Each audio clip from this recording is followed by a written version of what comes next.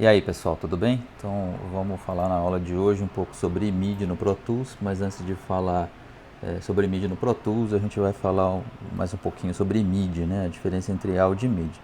Então lembrando, né, que quando eu faço uma amostra de áudio, eu estou na verdade amostrando um sinal de áudio, uma representação daquele sinal de áudio, transformando ele em números binários, né?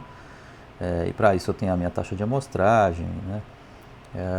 E no caso do MIDI, na verdade, o que eu estou gravando são informações de uma performance, né? Quando eu gravo as informações de uma performance, o que eu estou gravando no MIDI o MIDI grava que notas eu toco, quando eu toco essas notas, a duração dessas notas, a intensidade dessas notas. E eu tenho alguns outros comandos MIDI, como por exemplo a troca de programas de um instrumento virtual, então eu posso no meio de uma performance trocar o timbre de um piano por um de contrabaixo ou de uma marimba. Então são esses os tipos de informação que a gente tem em MIDI. Então por conta disso, a informação MIDI ela é muito menor do que a informação de áudio. Tanto que no Pro Tools a gente não tem arquivos MIDI externos, como a gente tem arquivos de áudio. Quando a gente grava áudio no Pro Tools, a gente já viu que o Pro Tools grava esses áudios dentro de uma pasta chamada Audio Files. No caso do MIDI, não. O MIDI ele é gravado na própria sessão do Pro Tools, né? Porque o arquivo é tão pequenininho que não vale a pena você criar um arquivo externo para MIDI. Lembrando também, quando a gente cria os canais no Pro Tools, né? Quando a gente cria canais de áudio no Pro Tools, os canais de áudio eles são baseados em samples e os canais de MIDI eles são baseados em ticks. Então, só lembrando um pouco a diferença entre samples e ticks, quando a gente cria alguma coisa baseado em operação de sample, né? Significa que essa informação que é gravada, ela está amarrada a um tempo relativo fixo de pontos, né? Então, quando eu gravo uma nota, por exemplo, de um instrumento tocando em um determinado tempo em áudio, por exemplo, eu gravei uma nota de um contrabaixo, né? Então, a hora que eu gravo essa nota desse contrabaixo, ela tem essa duração fixa e eu não consigo mudar essa duração fixa, porque o áudio ele é baseado em samples.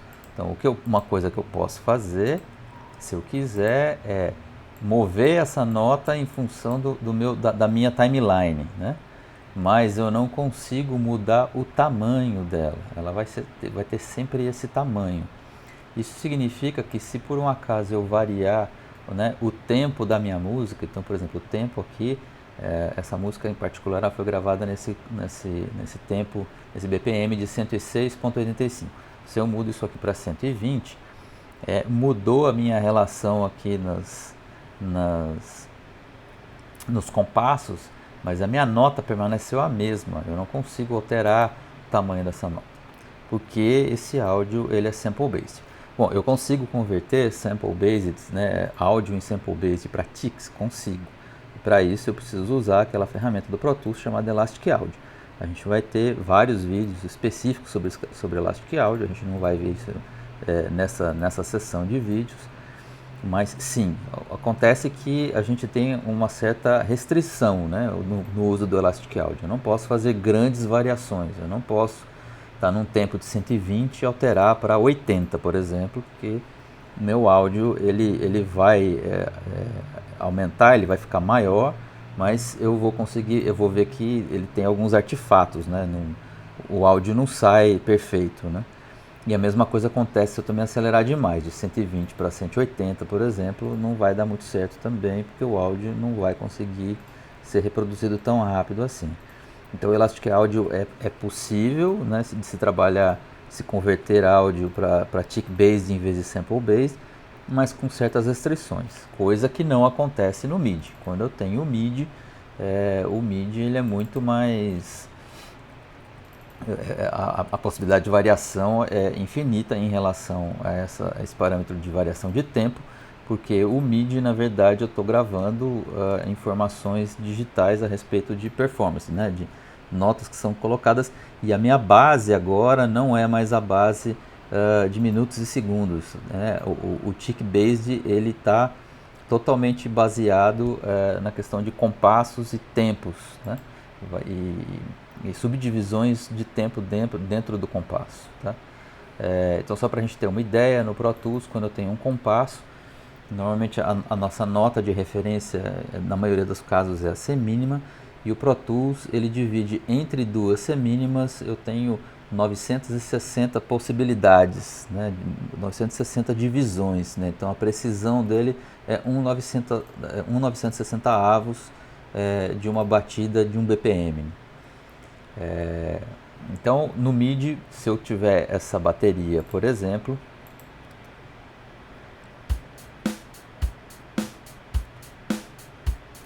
e eu quiser acelerar ela, eu quiser colocar ela em 120, eu consigo sem problema nenhum. Ah, eu quero mais rápido, eu quero 150, sem problema também. Então vocês percebem que conforme eu vou mudando o tempo aqui da minha da referência aqui do Pro Tools, o meu arquivo MIDI ele muda de tamanho, mas o meu arquivo de áudio permanece o mesmo. Isso significa que do ponto de vista de fluxo de trabalho, a gente tem que tomar cuidado com essas variações de tempo quando a gente tem uma coisa híbrida, né? Então, normalmente você estabelece o seu tempo, o seu mapa de tempo, as suas variações de tempo, e aí você começa a trabalhar. Se você quiser já gravar áudio e depois complementar com MIDI, não tem problema nenhum, mas você já fica restrito àquele andamento da música que você se estipulou. Se você quiser começar com um MIDI, é um fluxo mais flexível, porque você consegue tocar as coisas em MIDI e aí você pode experimentar tempos diferentes para depois decidir qual vai ser o seu mapa de tempo final. E aí você pode gravar o áudio. Uma vez que você grava o áudio, normalmente você fica restrito, amarrado àquele mapa de tempo, justamente porque o áudio vai ser sample-based e não tick-based. Ah, mas eu posso usar o Elastic Audio para depois variar? Pode, não tem problema nenhum. Só que são pequenas variações, não pode ser uma variação muito grande. E também não é um negócio muito simples. O Elastic Audio não é mágico, né? A gente tem que... São uma série de operações que são feitas, dá muito trabalho. Se você tiver muitos canais de áudio, vai dar muito trabalho para você ficar trocando. Então é melhor a gente fazer essas alterações com antecedência, previamente já estipular esse tipo de coisa. Mas o que eu queria então mostrar finalmente para vocês uma vez que eu sei qual foi o tempo que foi gravada a música, né?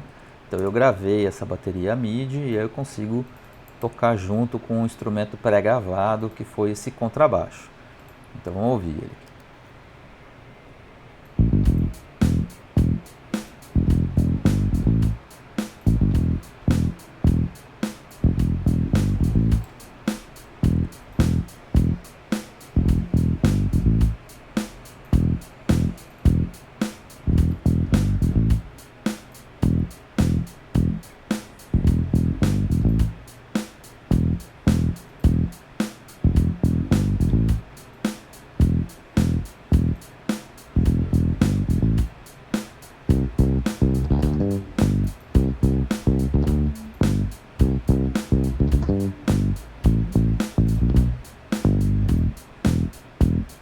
Bom, se eu for então alterar o tempo dessa música, vamos supor que eu estou achando ela um pouquinho lenta, quero passar ela para 110. Percebam de novo, né? A hora que eu mudar o tempo da minha sessão aqui, eu vou alterar o andamento do MIDI, mas eu não consigo alterar o andamento do contrabaixo.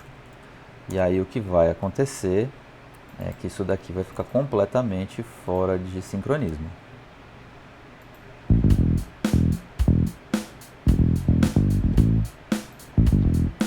Então deu para perceber que a bateria ficou mais rápido e o áudio permaneceu no mesmo andamento, né?